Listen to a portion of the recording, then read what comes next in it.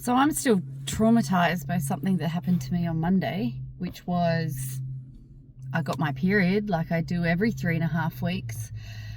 And then probably about twice a year I have what I call a bad one.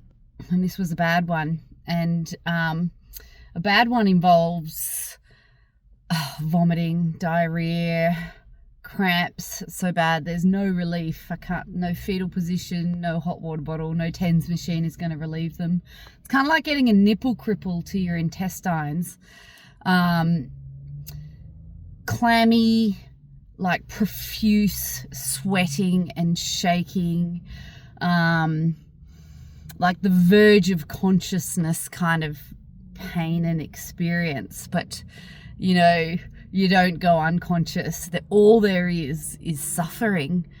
And I think, it takes me probably a week or two to fully recover mentally and emotionally from the bad ones. And our society expects, that like the minimum 1 in 10 of us are experiencing periods like these. And society is expecting us to show up at 9, be reasonable, be pleasant to our bosses, work till 5, be able to concentrate. And, when I'm having a bad one, I can't get out of bed. If I do, it's to like crawl to the toilet. And more often than not, I'm in bed with a bucket, right? I can't parent. I can't ask for water. I don't know what my needs are. And I know I've got to stop taking the way our society is set up personally, but it's so against women like me. It's just so hard to function in a world that's set up in a way that disadvantages me from the start.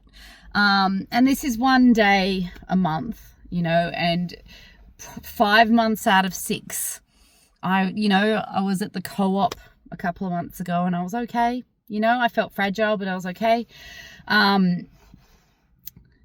But wouldn't it be nice to live in a world where these issues were understood, where there was options, like I could work an extra hour a day in my phases where I was feeling good. I could work an hour less a day in the lead up to my period, and I could just have,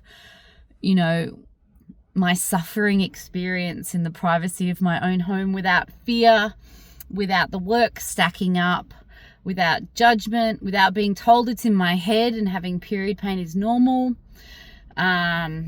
without having to face more surgeries to get proper diagnoses, with proper treatments beyond, putting me on hormone therapy, which doesn't actually diagnose or address what my problem is. It just kind of puts it off until later. I've worked out if I get my period every 3.5 months and I go through menopause, right on average, I've got 146 more experiences to go, which is hard to think about. But I also feel like I can do that. I can do 146 more, and I'm just going to hope like hell I do the exact average menopause.